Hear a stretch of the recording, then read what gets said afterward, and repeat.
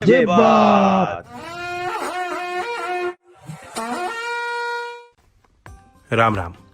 मैं जयंत चौधरी इस माध्यम से अपने ट्वीट्स और विचार सीधा आप तक पहुंचा रहा हूं। देश की राजधानी दिल्ली में खबरें दूसरी चल रही हूं, लेकिन असम में बाढ़ आई है। 24 जिलों में 25 लाख लोग प्रभावित हैं और 85 लोग मारे जा चुके हैं। पिछले 2 महीनों में 3 बार असम में बाढ़ आ चुकी। 30 जिलों में 54 लाख लोग के जीवन को जोखिम में डाल दिया है। खेती भी बेकार, संपत्ति भी। असम के लोगों पर यह कहर ढा दिया है ब्रह्मपुत्र ने। ब्रह्मपुत्र का मूल स्रोत तिब्बत के आंगसी ग्लेशियर में स्थित है। भारत में 918 किलोमीटर, बांग्लादेश में 363 किलोमीटर की तुलना में यह प्रवाह तिब्बत में ज्यादा लंबाई तय करता है। साधारण नदी ना होकर इसका एक विशाल प्रवाह है, इसलिए नदी ना कहकर इसे नद भी कहा जाता है। नदियों का लिंग निर्धारण भी भाषा, समाज और नदी के इतिहास से संबंध रखता है। इतिहासकारों की माने तो ब्रह्मपुत्र का स्वरूप अमूमन विध्वंसात्मक ही रहा है, इसलिए उनको पुल्लिंग नाम दिया गया होगा।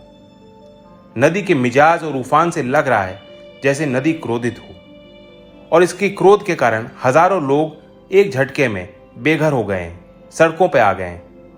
लेकिन सवाल यह भी बनता है कि जलवायु परिवर्तन से जो भारत के लिए जोखिम बढ़ रहे हैं, क्या हम उसके लिए तैयार हैं?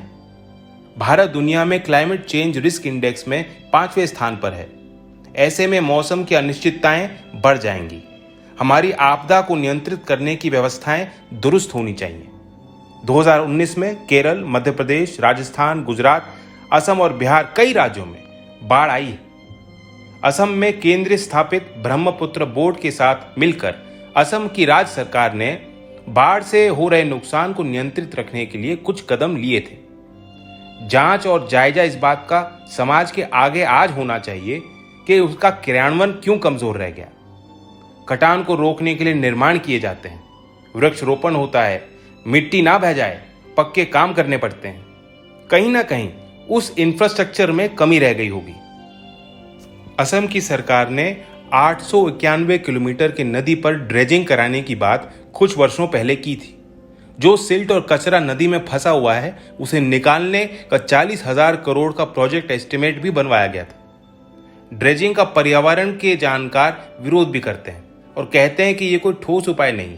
मैं नहीं जानता कि यह उपाय व्यवहारिक है कि नहीं, लेकिन सवाल यह है कि जब सरकारें घोषणाएं करती हैं और फिर प्रोजेक्ट को लागू ही नहीं करती, इससे तो बस यही साबित होता है कि लीपापोती हो रही है। असल में कोई योजना सरकार पे है ही नहीं। नदी किनारे हर शहर और बस्ती को जल संसाधन की मैपिंग करनी चाहिए और संरक्षण करना चाहिए। सही मायने में देश में हर आबादी के केंद्र को जल संसाधन की दृष्टि से आत्मनिर्भर बनना चाहिए।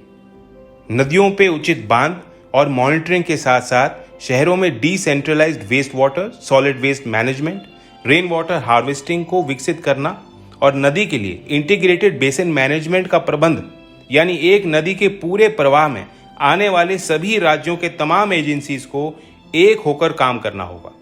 तभी हम भविष्य में आने वाले खतरों से बच पाएंगे। मैं असम में आई बाढ़ से प्रभावित सभी के प्रति अपनी संवेदना व्यक्त करता हूं और केंद्र सरकार से मांग करता हूं कि संसाधन जुटाकर असम के लोगों को इस कठिन घड़ी में विश्वास दिलाएं कि देश उनके साथ खड़ा है, डटा है।